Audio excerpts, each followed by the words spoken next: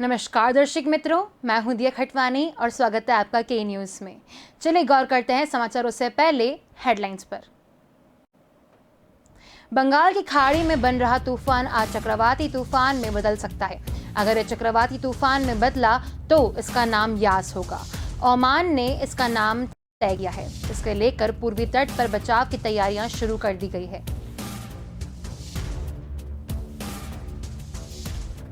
देश के कई हिस्सों में वैक्सीन की किल्लत की खबरें को लेकर सीरम इंस्टीट्यूट ऑफ इंडिया के एग्जीक्यूटिव डायरेक्टर सुरेश यादव ने बड़ा बयान दिया है। देश में कोरोना वैक्सीन कोविशील्ड का उत्पादन कर रही कंपनी ने एग्जीक्यूटिव डायरेक्टर ने वैक्सीन की किल्लत के लिए सरकार को जिम्मेदार बताया।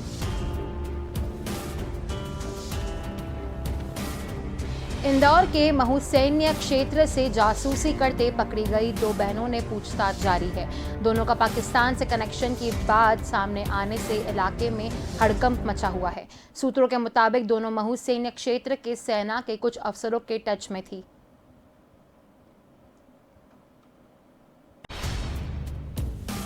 डॉक्टरों द्वारा जेनेरिक मेडिसिन ने लिखने को लेकर हाईकोर्ट के युगल पीठ ने नाराजगी जाहिर की है। साथ ही केंद्र सरकार, राज्य सरकार और ड्रग कंट्रोलर से इस संबंध में जवाब मांगा है।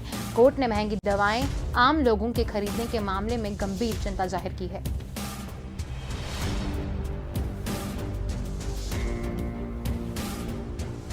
कोटा शहर के अनंतपुरा थाना इलाके में गुरुवार देर शाम ट्रक महिलिक से 30,000 की चोरी का मामला सामने आया है। सख्त लॉकडाउन के बाद भी अज्ञात बदमाशों ने आसानी से वारदात को अंजाम दिया।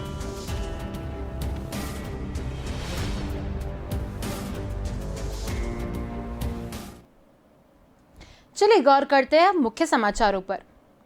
बंगाल की खाड़ी में बन रहा तूफान आज चक्रवाती तूफान में बदल सकता है। अगर ये चक्रवाती तूफान में बदला तो इसका नाम यास होगा।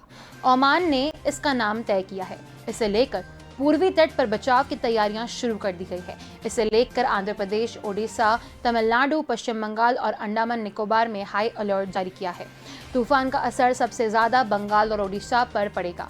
वहीं अंडमान और निकोबार और पूर्वी तट के कुछ इलाकों में तेज बारिश होने की संभावना है।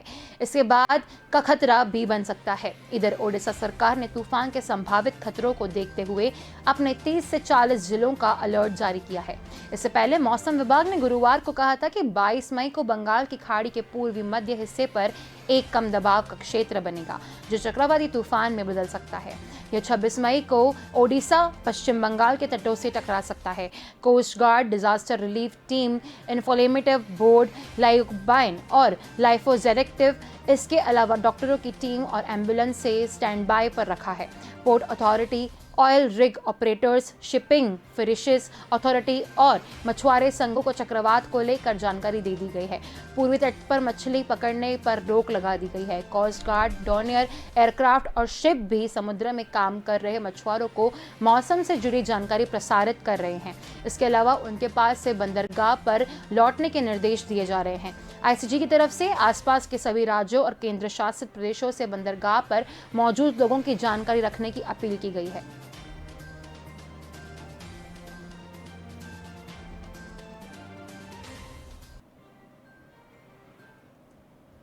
देश के कई हिस्सों में वैक्सीन की किल्लत की खबरों के बीच सीरम इंस्टीट्यूट ऑफ इंडिया के एग्जीक्यूटिव डायरेक्टर सुरेश यादव ने बड़ा बयान दिया है।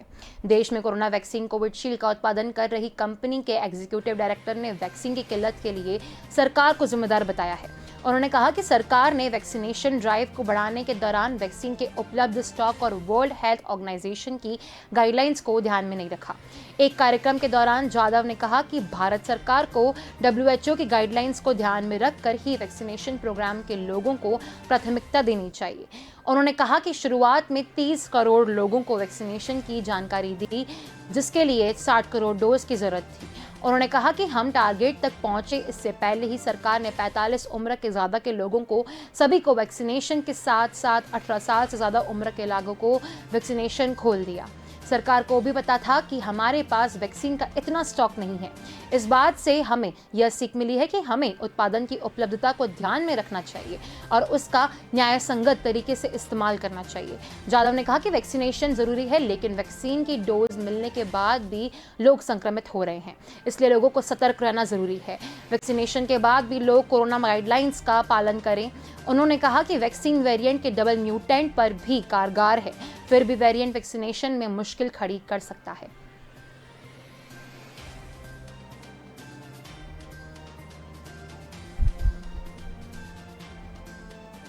इंदौर के महू सैनिक क्षेत्र से जासूसी करते पकड़ी गई 2 बहनों से पूछताछ जारी है।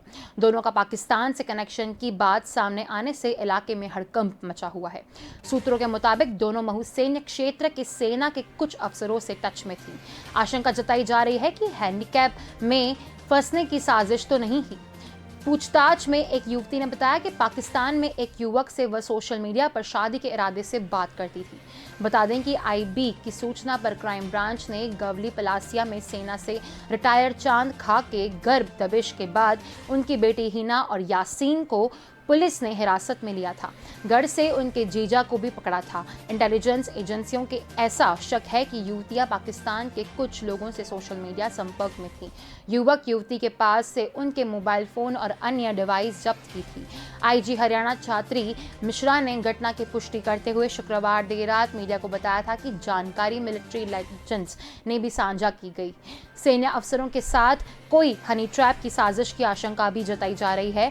सूत्रों के माने तो युवतियों ने सैन्य विज्ञान की पढ़ाई की थी। पिता चांद खान निधन के बाद महू क्षेत्र में ही रह रही थी। कुछ सालों से हिना बिजली कंपनी के कंप्यूटर ऑपरेटर की नौकरी कर रही थी। यासीन किसी स्कूल में टीचर थी। जानकारी के मुताबिक कुछ दिन पूर्व संदिग्ध कॉल ट्रेस होने के बाद कई एजेंसियां अलर्ट पर आ गई। इसके बाद इंदौर क्राइम ब्रांच और अन्य एजेंसियों ने युवतियों से पूछताछ शुरू कर दी।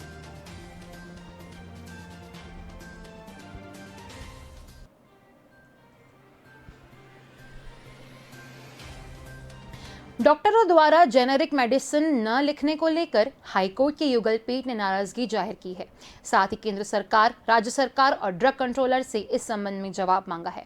कोर्ट ने महंगी दवाएं आम लोगों के खरीदने के मामले में गंभीर चिंता जाहिर की है। 7 जून को वीडियो कॉन्फ्रेंसिंग के जरिए शासन को तलब भी किया है। शासन को उपस्थिति होकर बताना होगा कि डॉक्टर जेनेरिक मेडिसिन क्यों नहीं लिख रहे हैं, कंपनियों के ब्रांड क्यों लिखे जा रहे हैं। एडवोकेट विभोर कुमार ने हाईकोर्ट में जेनेरिक दवाओं को लेकर एक जनहित याचिका जाहिर की है। याचिकाकर्ता ने तर्क दिया है कि कोरोना संक्रमण के दौर में और अब उसके बाद ब्लैक फंगस जैसी बीमारी लगातार लोगों को घेर रही है।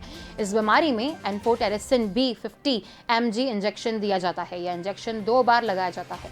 2 इंजेक्शन की कीमत लगभग 14,000 रुपए पर पड़ती है। डॉक्टर कंपनी और ब्रांच के नेम से इंजेक्शन लिख रहे हैं, जिस कारण परेशान और पीड़ितों को महंगाई में यह इंजेक्शन खरीदना पड़ता है, जबकि यह इंजेक्शन जेनेरिक दवाइयों में 269 रुपए का मिल रहा है। कोर्ट के सामने अधिवक्ता ने ऑनलाइन जेनेरिक दवाओं के दाम भी दिखाए हैं, जिसमें यह इंजेक्शन बहुत कम दाम में मिल रहे हैं। इसको लेकर कोर्ट ने नाराजगी व्यक्त करते हुए कहा कि दवाइयों के रेट में इतना अंतर क्यों है।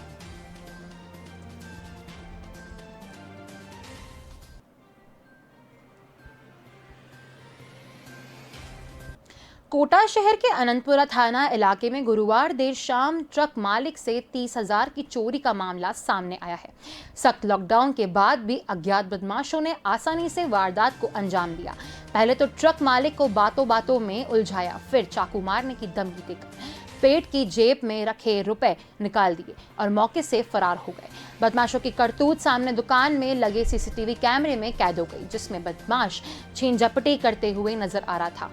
पीड़ित ट्रक मालिक ने अनंतपुरा थाना पुलिस में शिकायत दी है। पीड़ित ट्रक मालिक सत्यनारायण नागर ने बताया कि उनका ट्रक बामशाह मंडी से लोड हुआ था। ट्रक में चने भरे थे, जिनको जयपुर ले जाना था, लेकिन बिल्टी नहीं बने थे। 6:45 बजे वो मंडी गेट पर खड़े थे। गाड़ी में ड्राइवर कुशीराम व खलासी हरिमोहन भी था।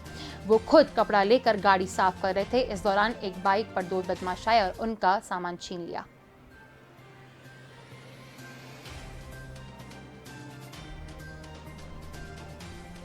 चलिए, वक्त हो चला एक छोटे से ब्रेक का। जल्द मिलेंगे इस ब्रेक के बाद।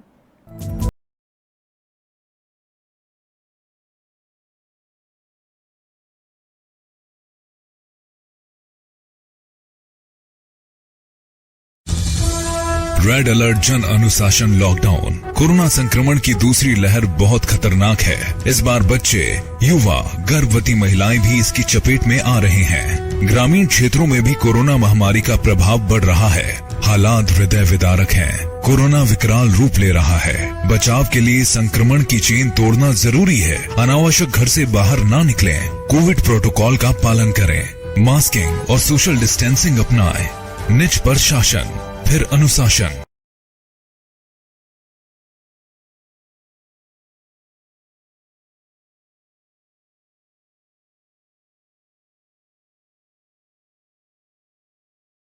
Welcome back. चलिए गौर करते हैं आगे के समाचारों पर। राजस्थान में कोरोना संक्रमण शहरों के साथ गांव में अपने पैर पसार रहा है। प्रशासन जहां डोर टू डोर सर्वे की बात कर रहे हैं, वहीं गांव में आज भी मूलभूत चिकित्सा सुविधा के लिए ग्रामीण झोलाछाप डॉक्टर के पास उपचार के लिए जाने के मजबूर हैं। ऐसा ही मामला उदयपुर के धार पंचायत समिति में सामने आया है, जहां झोलाछाप डॉक्टर बड़ी संख्या में ग्रामीणों को मनमर्जी से दवाइयां देकर उनका उपचार कर रहे हैं। उदयपुर से 18 किलोमीटर दूर धार पंचायत समिति के बस स्टैंड के नजदीक ही जय महादेव मेडिकल शॉप है, जहां जितेंद्र नाम का झोलाछाप डॉक्टर पिछले लंबे समय से ग्रामीणों का उपचार कर रहा है। रोज सुबह ग्रामीणों की भीड़ जितेंद्र के फर्जी क्लिनिकल के बाहर लगनी शुरू हो गई है, जहां बारी बारी से झोलाछाप जितेंद्र मरीजों को अपनी दुकान में बुलाता है, उनसे बातचीत कर दवा दे देता है। इसकी एवज में जितेंद्र ग्रामीणों से फीस भी वसूलता है। जहां बड़ी संख्या में ग्रामीण लाइन लगाकर अपनी बारी का इंतजार कर रहे थे। इस दौरान हमने जब जितेंद्र से सर दर्द की दवा लेने की चाही तो उसने बाहरी व्यक्ति होने की वजह से हमें दवा देने से इनकार कर दिया, जिस पर हमने पूछा कि आखिर हमें दवा क्यों नहीं दी जा रही है। उसने कहा, आपके लिए यहाँ दवा उपलब्ध नहीं है। इसके बाद वो अपनी सीट से खड़ा हो गया और चल दिया।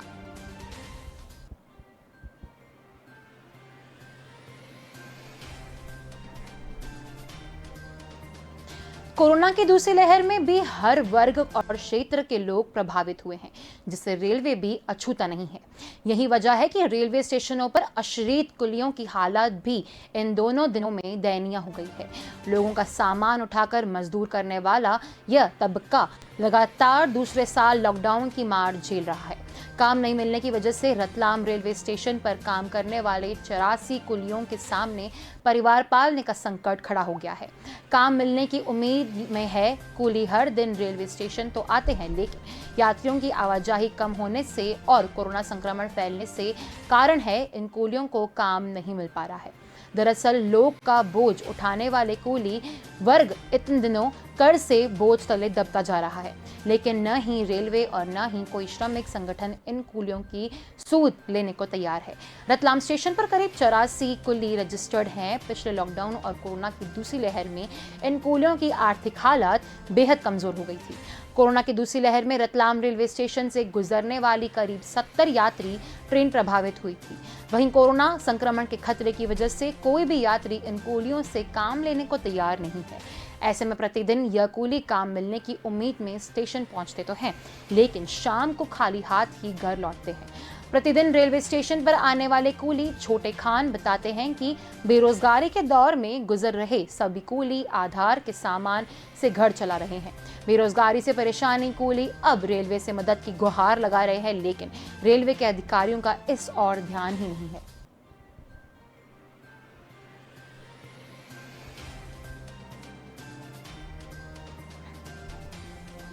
भामाशाह मंडी में लहसुन बेचने आए किसान को देखते ही देखते सांसें टूट गई। कोई कुछ समझ पाता उससे पहले ही मौत उसे खींचकर अपने साथ ले गई। किसान की मौत का लाइव वीडियो तेजी से सोशल मीडिया पर वायरल हो रहा है। जानकारी के मुताबिक दीनानाथ पुत्र भंवरलाल दिगोद तहसील के धनसूरी गांव का रहने वाला था।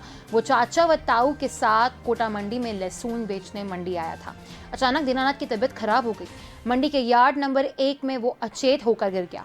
देखते ही देखते वो तड़पने लगा। मौके पर लोग मौजूद समझ पाए इससे पहले वीडियो बनाने लगे।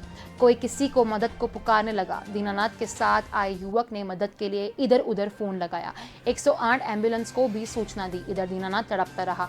थोड़ी देर बाद दीनानाथ की सांस की डोर टूट गई, उसकी मौत हो गई। बताया जा रहा है कि दीनानाथ की दवाइयां चल रही थी। मौतों से कुछ देर पहले उसे घबराहट व उल्टी हुई थी। दीनानाथ की तड़प मौत होने से मौके पर मौजूद लोग भी सख्त हो गए। भामाशाह मंडी सचिव ML जाटव ने बताया कि संभवतः उसे हार्ट अटैक आया था। अचानक घबराहट हुई और वो जमीन पर गिर गया और 2 मिनट में उसने दम तोड़ दिया। 108 एम्बुलेंस में आने में 10-15 मिनट का समय लगा।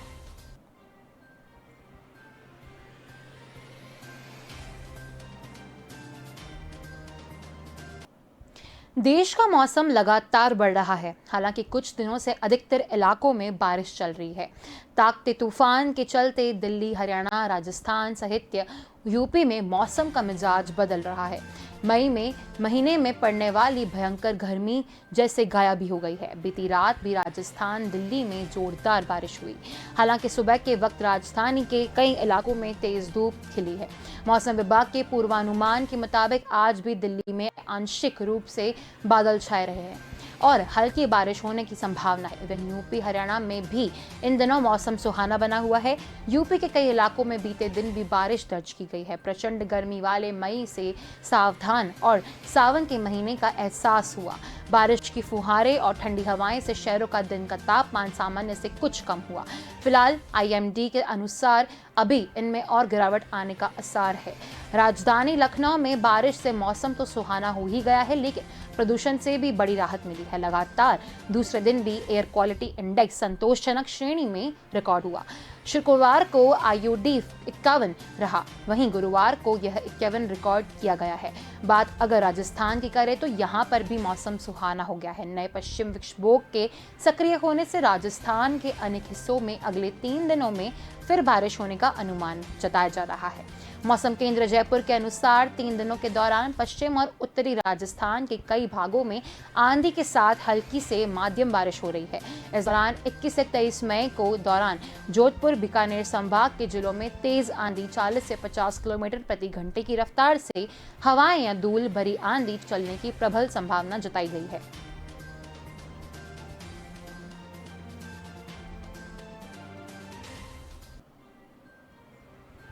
कोरोना संक्रमण के बीच ब्लैक फंगस विकराल रूप धारण करता जा रहा है। देश के बड़े हिस्सों में यह तेजी से पैर पसार रहा है। रोजाना सैकड़ों लोग इसके शिकार हो रहे हैं। कई राज्यों से इसे महामारी घोषित कर रखा है। अब मध्य प्रदेश सरकार ने भी इसे महामारी घोषित किया है। अब सरकार इस बीमारी के मरीजों को और मृतकों का इलाज कोरोना की तरह ही रिकॉर्ड करेगी। बता दें कि मध्य प्रदेश में यह इन्फेक्शन तेजी से फैल रहा है। राज्य भी अभी तक 10 लोगों की मौत हो चुकी है। वह कई मरीज अब भी इस बीमारी से जंग लड़ रहे हैं। ब्लैक फंगस से सबसे ज्यादा वही मरीज हैं जो हाल ही में कोरोना से ठीक होकर घर लौटे, लेकिन फिर से उन्हें अस्पताल जाना पड़ रहा है। देश भर में ब्लैक फंगस के बढ़ते मामलों को देखते हुए पिछले दिनों केंद्र सरकार के स्वास्थ्य मंत्रालय ने राज्यों को पत्र लिखकर इसे महामारी घोषित करने की मांग की थी, जिसके बाद राजस्थान, हरियाणा, उत्तर प्रदेश सरकार ने इसे महामारी घोषित की। इन राज्यों में ब्लैक फंगस के मरीज तेजी से बढ़ रहे हैं। कोविड से ठीक हुए मरीज फिर से इसे बीमारी को लेकर अस्पताल में भर्ती हो रहे हैं। इस खतरनाक इन्फेक्शन से देश में अब तक 100 से अधिक मरीजों की मौत हो चुकी है। महाराष्ट्र और राजस्थान में ब्लैक फंगस के सबसे ज्यादा केस सामने आ रहे हैं, जिसमें महाराष्ट्र से सबसे अधिक 90 लोगों ने दम तोड़ दिया है। वहीं हरियाणा में 14 लोगों की जान गई।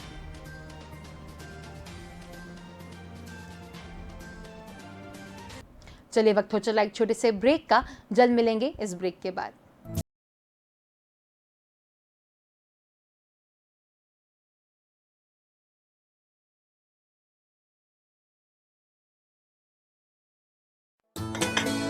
तो शेफ, टेस्टी समोसे के बाद अब पनीर लबाबदार की बारी। अरे हेली जी, हर डिश में एक ही मिर्च। हाँ, मैं तो गजानन तेजालाल समोसे या किसी भी खाने को तीखा बनाने के लिए एकदम बढ़िया है, मगर पनीर में रंग रूप और कम तीखेपन के लिए हमें चाहिए गजानंद कुमठी लाल मिर्च। जैसे दाल फ्राई में तीखेपन और रंग रूप का बैलेंस चाहिए, तो उसमें लगेगी गजानंद रेशम लाल मिर्च। पर मेरे बच्चों को तो सादी सी भिंडी पसंद है। तो रोज के खाने के लिए गजानंद प्रीमियम मिर्च। शुद्धता और स्वाद को ध्यान में रखकर गजानंद ने तैयार की है विभिन्न मिर्च। अरे वाह शेफ, आप तो मास्टर हैं। तेजालाल, कुमठी लाल, रेशम लाल और प्रीमियम मिर्च के साथ गजानंद है हर मिर्च का मास्टर।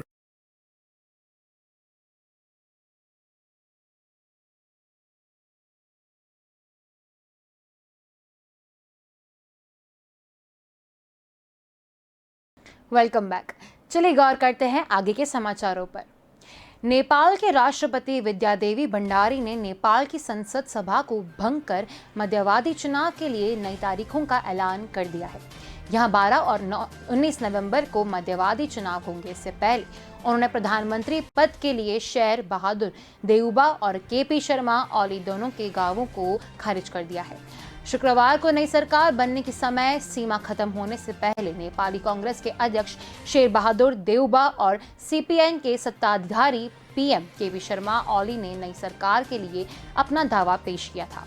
देउबा ने 149 और ओली ने 153 सदस्यों का समर्थन होने का दावा किया था। इससे पहले गुरुवार शाम को ओली ने कहा था कि वे सरकार बनाने के लिए बहुमत जुटाने में विफल रहे हैं। राष्ट्रपति ने सरकार बनाने के लिए आवेदन की डेडलाइन शुक्रवार शाम 5 बजे रखी थी। ऐसे में राष्ट्रपति विद्यादेवी भंडारी का देउबा और ओली में से किसी एक को चुनना था। इधर ओली के 27 सांसद भी देउबा की उम्मीदवारी की समर्थन कर रहे थे। नेपाली संविधान के अनुसार बहुमत वाली पार्टी के नेता को राष्ट्रपति पीएम नियुक्ति करते हैं। बहुमत न हो तो राष्ट्रपति गठबंधन सरकार बनाने की अपील करते हैं। वो भी नहीं बनती तो राष्ट्रपति सबसे बड़ी पार्टी के नेता को पीएम नियुक्त करते हैं। आखिरी रास्ता है कि कोई सांसद बहुमत हासिल करे। यदि ऐसे में भी सरकार नहीं बनती है तो सांसद भंग हो जाती है। तब 6 महीने के अंदर फिर से चुनाव करना होता है।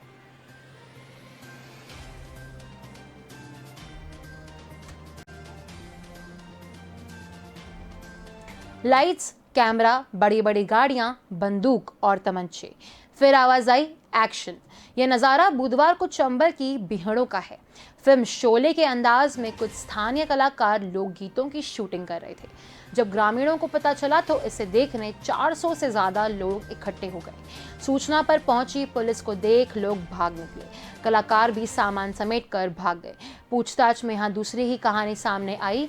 मामले में गोरमी पुलिस ने 2 लोगों को खिलाफ केस दर्ज किया है। शुक्रवार को इसका वीडियो सामने आया। हाथों बंदूक और तमंचे लेकर यहाँ मौजूद युवक ग्वालियर चंबल अंचल में दहशत का पर्याय बन चुके हैं। मृत 5 लाख लोग के नाम डकैत रामबाबू गडरिया जिंदाबाद के नारे लगा रहे थे। लोगों की भीड़ जुटने वाले पर एफआईआर होने के बाद भी आरोपी फरार हो गए। 24 घंटे बाद भी पुलिस आरोपी को नहीं पकड़ सकी।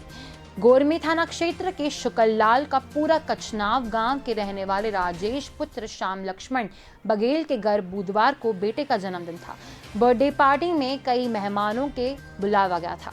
विशेष मेहमान के तौर पर ग्वालियर से गिरिराज पहलवान नाम का युवक बुलाया गया था। वह अपने साथ रंगारंग पार्टी के स्थानीय कलाकारों को लेकर आया था।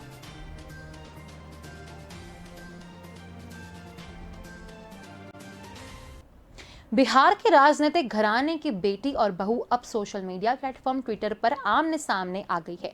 बता दें कि 2 दिन तक पूर्व उप मुख्यमंत्री सुशील कुमार मोदी और लालू प्रसाद यादव की बेटी डॉक्टर रोहिणी आचार्य के बीच ट्विटर वॉर चला, जिसमें अब पूर्व मुख्यमंत्री जीतन राम मांझी की बहू दीपा संतोष मांझी भी शामिल हो गई है।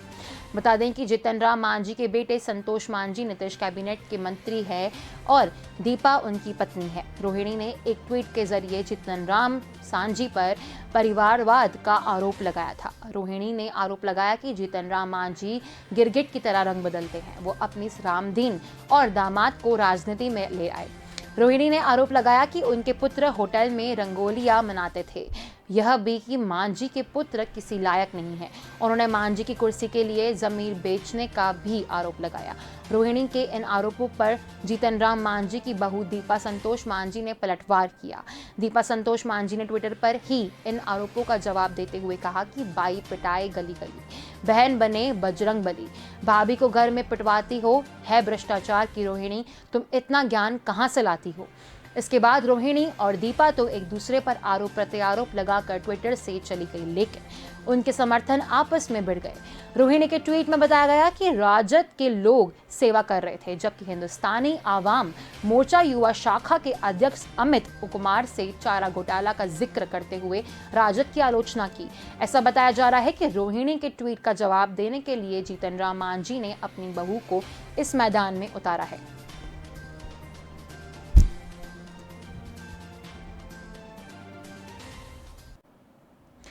आईपीएल 2021 के बाकी 31 मैच कब और कहां हो सकते हैं, इसको लेकर बड़ी जानकारी 29 मई को सामने आ सकती है। भारतीय क्रिकेट कंट्रोल बोर्ड यानी बीसीसीआई इस दिन अपने सभी सांसदों को बताएगा कि लीग को पूरा कराने के लिए उसकी तैयारियां क्या है। साथ ही T20 वर्ल्ड कप के लिए भी बोर्ड अपनी योजनाओं के बारे में जानकारी दे सकता है। इसी साल अक्टूबर-नवंबर में T20 वर्ल्ड कप का आयोजन भारत में प्रस्तावित है, लेकिन कोरोना की दूसरी लहर के कारण इस पर ग्रहण लगता दिखाई दे रहा है। आईपीएल के बाकी मैच कराने के लिए बोर्ड के अधिकारी पूरी कोशिश कर रहे हैं। इसे लेकर कई देशों के बोर्ड से बात की गई है। 1-2 दिन में शीर्ष अधिकारी यह तय कर रहा है कि आगे क्या करना है। इसके बाद 29 मई को बोर्ड के सभी सदस्यों को इसकी जानकारी दे दी जाएगी। साथ ही भारत में प्रस्तावित T20 वर्ल्ड कप को लेकर 1 जून को आईसीसी की बैठक भी होनी है। भारतीय बोर्ड 29 मई को सदस्यों के साथ बात करके तय करना चाहता है कि इस मामले में कैसे आगे बढ़ाया जाए। बोर्ड के अधिकारी इस मामले को लेकर सरकार को भी संपर्क में बताए जा रहे हैं।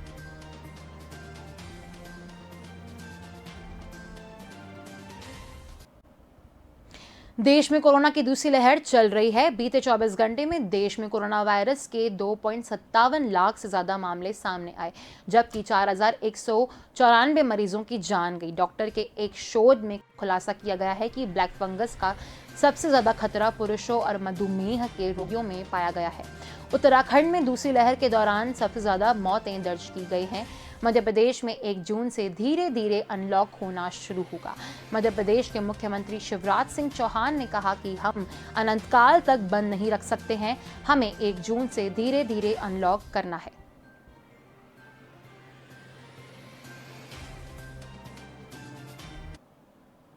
अभी के समाचारों में बस इतना ही। अधिक जानकारी के लिए देखते रहिए की न्यूज़। नमस्कार।